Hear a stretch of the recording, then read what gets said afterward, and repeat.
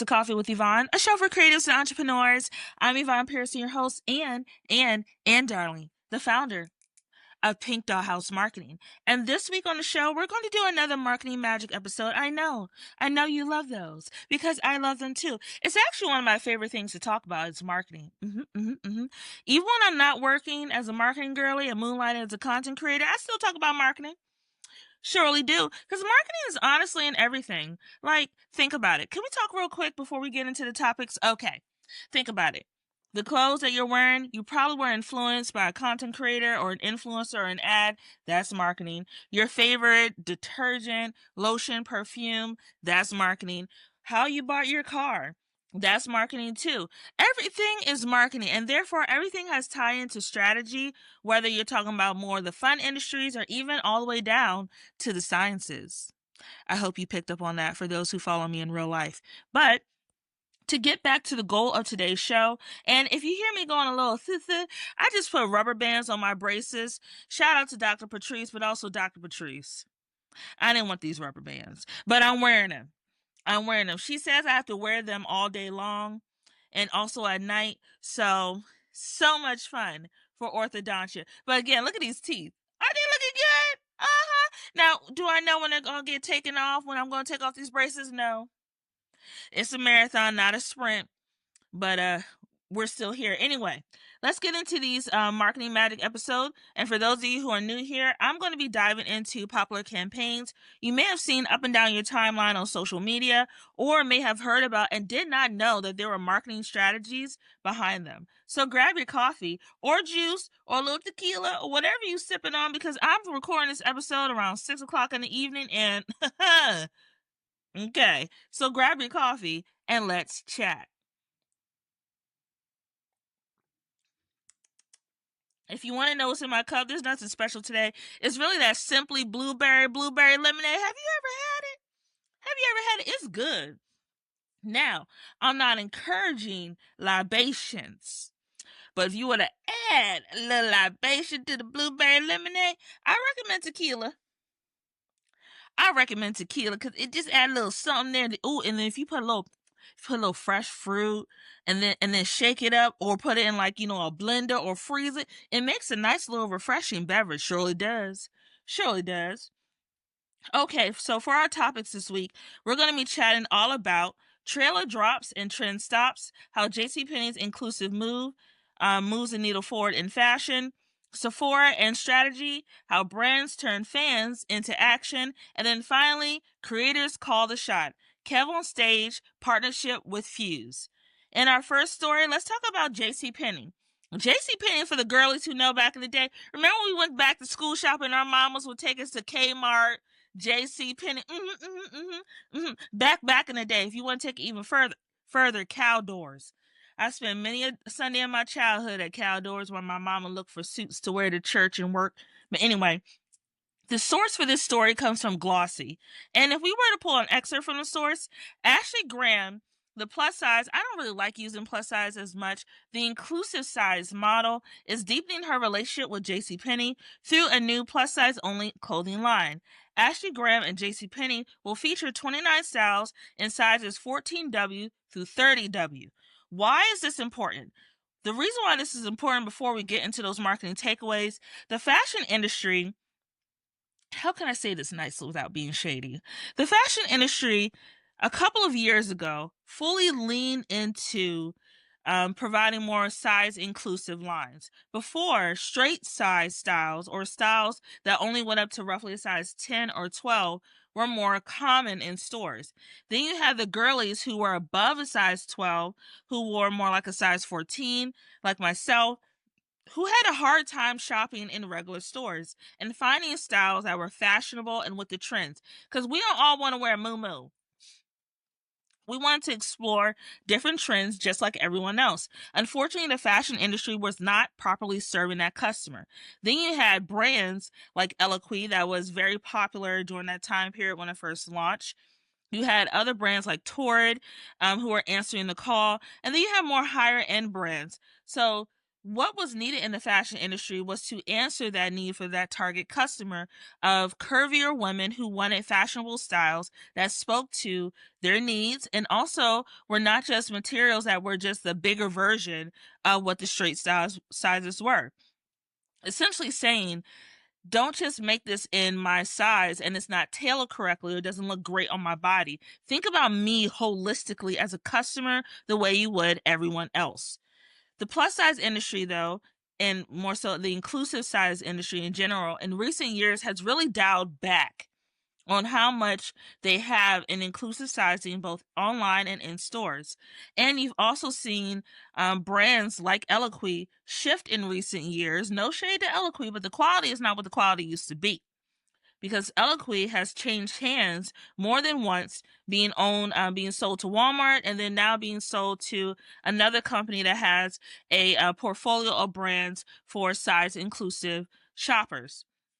Unfortunately, when that happens, a lot of brands lose the formula that they started out with. They start just generating out product instead of think about the full business model and how this may be perceived by their customers to eliminate, pare down, or sell off these size inclusive brands. Now, entering JCPenney in their partnership with Ashley Graham is doing something that I think a lot of content creators or people who are in that space are trying to do with their platform. She has evolved outside of how we were introduced to her. Initially, Ashley Graham works as a plus size or size inclusive model. She's done various campaigns, walked multiple runways, and the girl serves. The girl serves. She has also been very vocal about the lack of inclusivity in the fashion industry space. Her, along with other fashion models like Tabria Majors, who is also a size inclusive model, they have been very vocal about where the lack of diversity is in the fashion industry, along with Christine. You know her as Kim by Christine on social media. So getting into those marketing takeaways, why this is such an important launch. First, audience first exclusivity. By creating a line specifically for curvier shoppers, the brand communicates that it truly understands and values its audience. Fans feel seen and represented in a way that token inclusivity can achieve. And for those of you who are new here, if you see me looking down at my screen, I bring notes to the conversation to make sure that we're having an engaged and informed chat. Then we're looking at things like focusing on defined segment that allows marketing messages, visuals, and campaigns to resonate more strongly, rather than trying to appeal to everyone, which touches on what I said a little bit before about creating a dress or a product and then just making the bigger size of it. This approach creates brand loyalists who are engaged in the community that they're building at JCPenney through this line. And then finally, under that first takeaway, in a crowded retail market, positioning a line as exclusive to this audience differentiates JCPenney from competitors who may offer inclusive sizes but dilute messaging across sizes. It's also noted that JCPenney has been around, like I said before, for a number of years. And even though the fashion industry has changed, JCPenney has been trying their best to regain their position as an affordable solution to your everyday needs, right? But unfortunately, that has been a bit of a struggle, not just for JCPenney, but a number of retailers, as the space has changed due to influencers, tech, and how we really engage with shopping now in this new space with social media, and now with AI becoming more and more common in our everyday life. For the second marketing takeaway, let's focus on cinematic storytelling. Instead of just showing the clothes, the trailer that was promoting the new line by Ashley Graham and JCPenney, the trailer told a story about confidence, empowerment, and body positivity.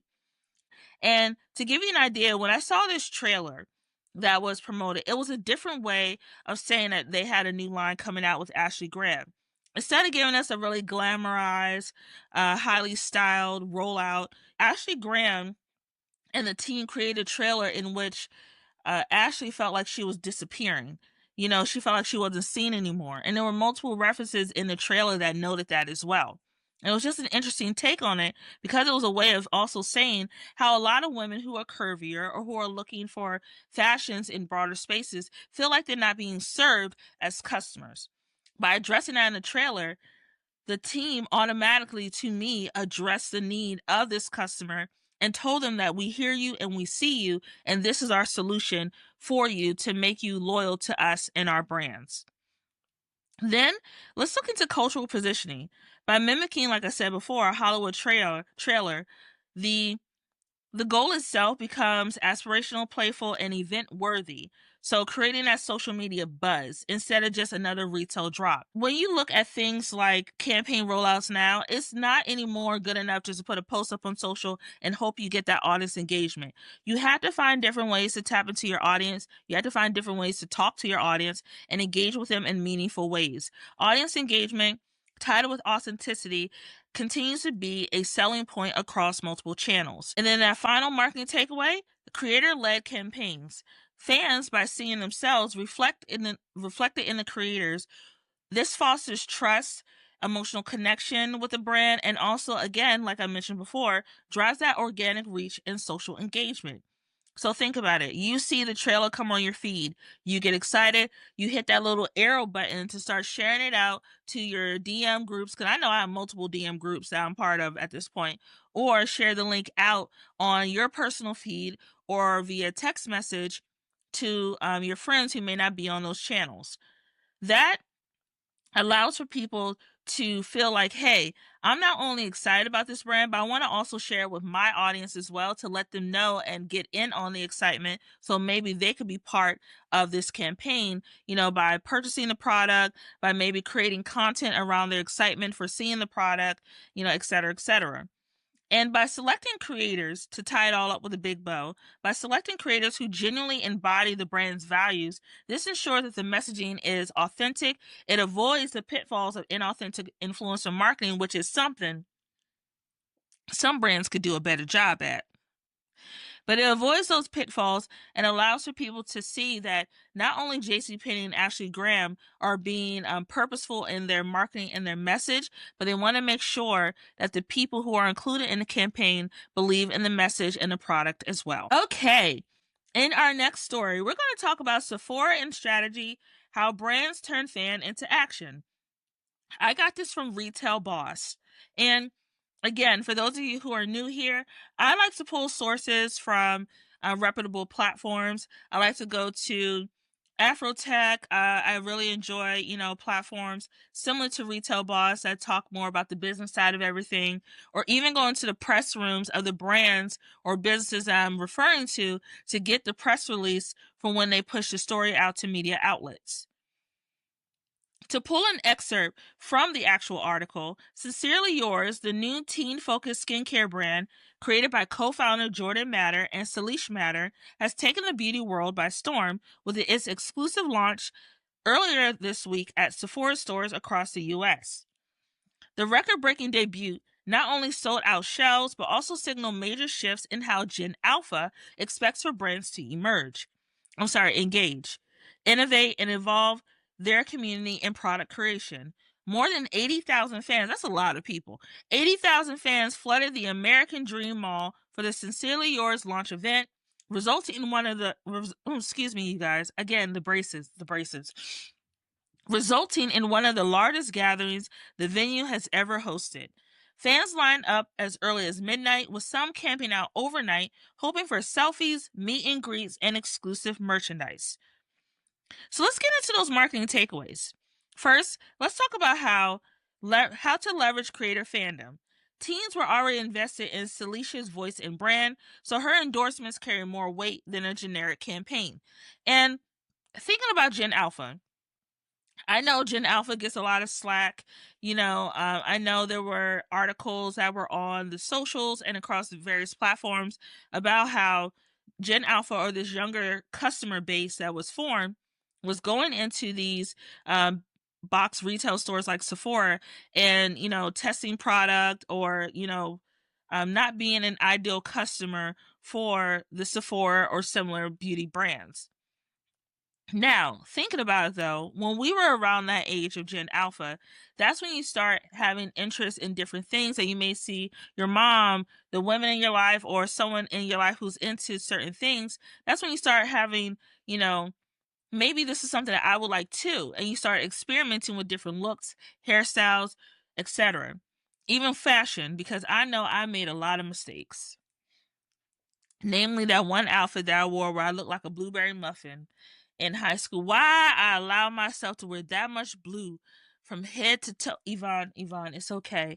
You only got clown for one day. You donate the outfit shortly after. But knowing that that is the age in which you start to experiment with your look and trying to figure out who you are as a consumer, this is important to note that Sephora not only saw the potential of Gen Alpha as a customer, they tapped into it and then further tapped into it by bringing in this content creator, Salish, with their voice and brand to leverage their platform to tie in the partnership to launch their product at Sephora stores. Rather than heavily relying spending on a broader campaign and spending millions of dollars and hoping to move the needle and turning that into sales, the brand again leveraged that organic reach through the creators' channels.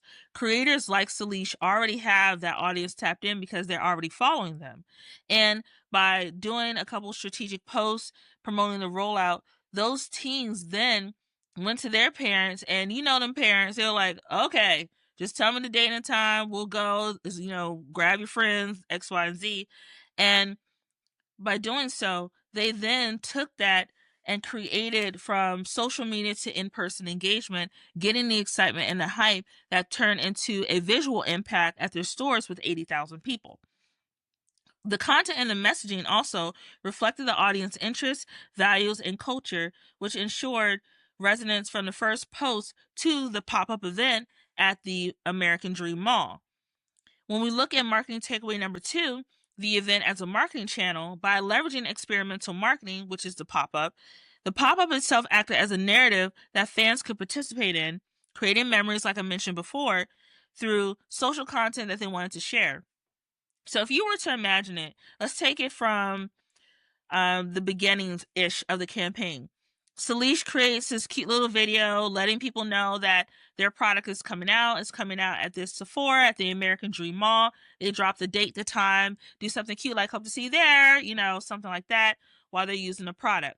Then when they roll out that content on social media, now you start to see the engagement. You start to see the comments, oh my God, I can't believe this. Oh my God, I still have to go. And then they start tagging people on social media. You see the shares, you see the bookmarks, you see all the different engagement metrics that you're looking for as a marketer to let you know that this post or this campaign is driving success in audience engagement. Now, your final test is to see, okay, we did a great job with this post. We saw high engagement, but will that translate into foot traffic and sales with this pop-up? Now, you're seeing people who are sharing their posts about get ready with me's, perhaps. They're sharing their posts leading up to them going to the actual American Dream Mall to line up. They're sharing their excitement building up to the actual event. They're sharing their excitement waiting in line. And then finally, they're sharing their excitement when they get a chance to shop the actual pop-up in stores. So now you're seeing how that digital audience is translating to in-person sales. For the Sephora executive team, this test pop-up is letting them know Salicia's audience is a real audience, not just an audience that lives on a social media channel. Their audience actually came out to support Salish to buy this product, and now we're getting Gen Alpha as customers to Sephora through this content creator. Finally, community building. Community building with physical events allow for a deep connection and brand loyalty, turning, again, casual buyers into long-term fans.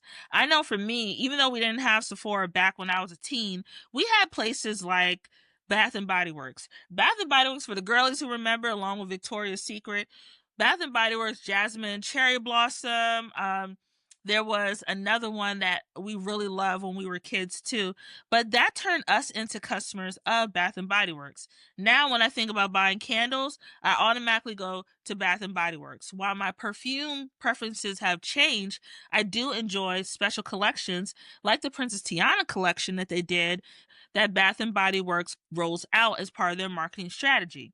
So by getting me as a customer very early and getting those couple of products, it turned into me requesting gift baskets for my birthday, requesting the cute little, travel items that I keep in my travel box when it's time for me to go somewhere.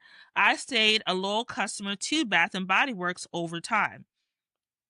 And then finally, for that marketing takeaway for this segment, audience engagement and feedback. Again, it's not just important to do the post, to hope that it works and go from there. You want to see what that engagement and feedback is going to look like. So they approached it by doing two-way engagement. Teams weren't just consumers, they were collaborators whose voices shaped the event and the product experience. For marketers, a lot of times we're looking for those insights from our audience to know how to build and structure these campaigns to make sure that they are effective. We do that sometimes through surveys, through actual one-on-one feedback and asking questions about what people like or what people dislike or what they want from the products that we're creating or future campaigns that we may include based on their feedback. Then, by building in that trust, it showed the brand cared about its community and it showed the brand wanted to nurture this specific audience. And then finally, what they did, they donated a portion of their sales to Girls Inc., creating a purpose-driven marketing, allowing for fans to feel part of a larger social mission. Gen Z, millennials as well, and Gen Alpha are more socially conscious than previous generations. We are very socially conscious about where our dollars go to, about who we support, and initiatives that drive community. For me especially, it's important for me to do my best to support small businesses, small creators, and even inclusive designers or brands that may not have a huge following, but give them my support first before I give it to anyone else. Of course, there are larger conglomerates out there, but our generation, along with Gen Z and Gen Alpha, we are definitely conscious about where we put our money. And if we know our money is going to doing something good in communities, we're more willing to spend our dollars to support that. Okay, in our final story, we're going to talk about KevOnStage. KevOnStage and his partnership with Fuse. I got this from Variety, and in the excerpt, Fuse Media has announced a multi-year partnership. Okay, come on, multi-year, with comedian and creator KevOnStage Fredericks to develop and produce a slate of original shows for Fuse Plus and its FAST channels. The collaboration aims to spotlight culturally relevant, creator-driven content and expands Fuse's mission to amplify diverse voices while giving Fredericks ownership and creative control. Because we love ownership and creative control, don't we? We surely do. Hence why Coffee with Yvonne is produced by Yvonne Pearson, who owns Pink House Marketing, which is also registered and trademarked. I love that for me. Okay, let's get into those marketing takeaways, shall we? So for those marketing takeaways, first thing we're going to talk about are creators as content architects. Brands and media platforms are recognizing that creators have built-in insights when it comes to their audience, what works, what resonates, and what feels authentic. Authenticity is a common thread you're going to keep hearing in these new marketing spaces and campaigns because it's not going away. By giving creators control over the intellectual property or IP, brands tap into original ideas that audiences actually want rather than relying solely on traditional executives or market research. And what that tells me too is companies are recognizing that they don't have the formula for everything to be successful anymore because the creators are now driving the narrative forward. The creators are tapped into their audiences. The creators are actually creating based on ideas that they're coming up with based on their own cultural experiences or the everyday life that they live. And by having that, Fuse and the fast channels that the content will be produced for benefit from that original content.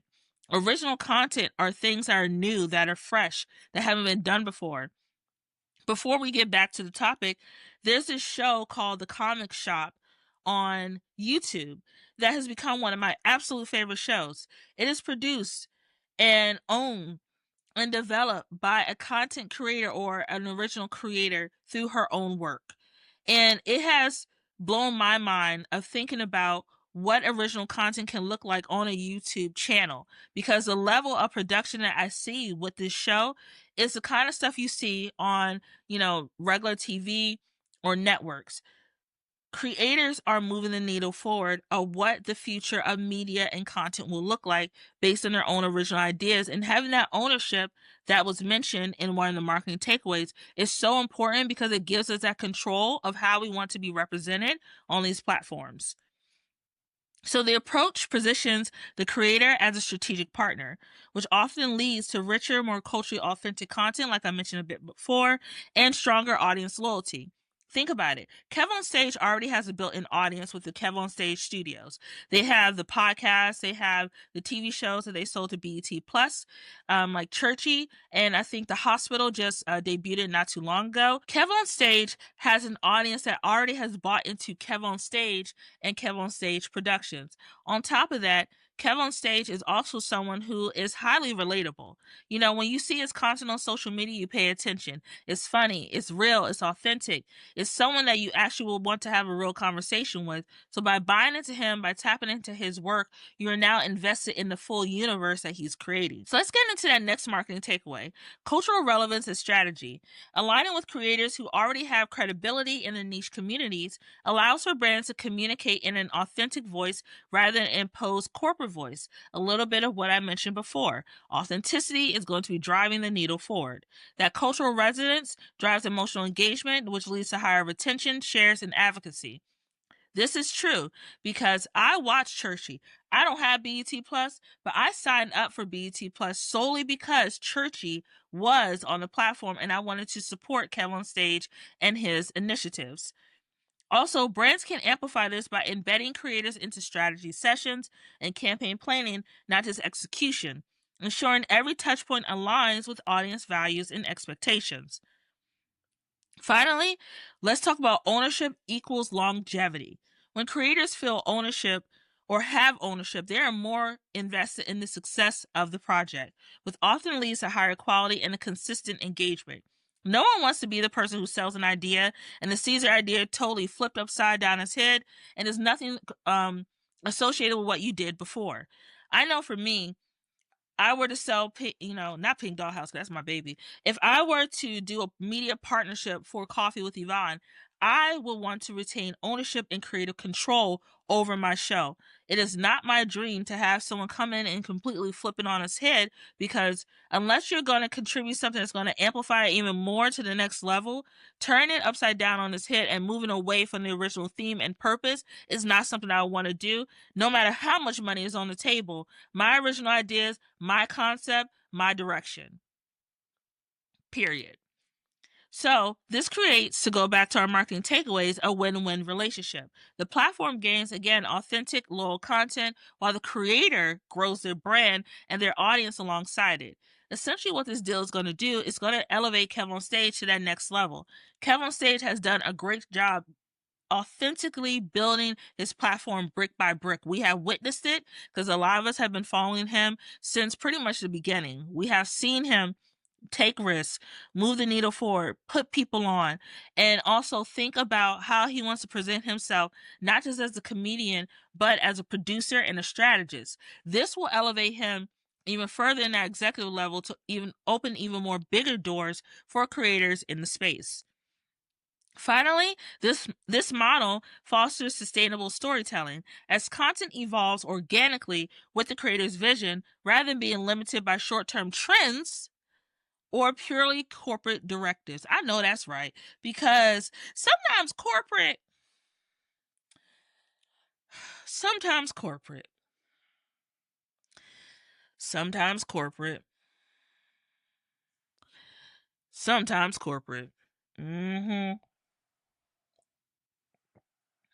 I hope you enjoyed today's chat. Don't forget to follow Coffee with Yvonne on Instagram and Threads at Coffee with Yvonne. For my personal account, you can find me on Instagram and TikTok, aka the Clock app, at Yvonne_creative marketer. To learn more about me and my business, go ahead to go to Pink Dollhouse Marketing and check out my website, pinkdollhousemarketing.com. Or you can follow my business page on Instagram. You can slide into my DMs. That's cool. And creators, I'm going to say this every single week until you get it. Remember to keep showing up, keep creating, and that your voice matters. I'll see you next time on Coffee with Yvonne, and I cannot wait to chat with you soon. Okay, bye! Coffee with Yvonne is produced and edited by Yvonne Pearson. Coffee with Yvonne is created by Pink Dollhouse Marketing. You can catch the latest episodes by subscribing to Apple Podcasts or wherever you get your podcasts.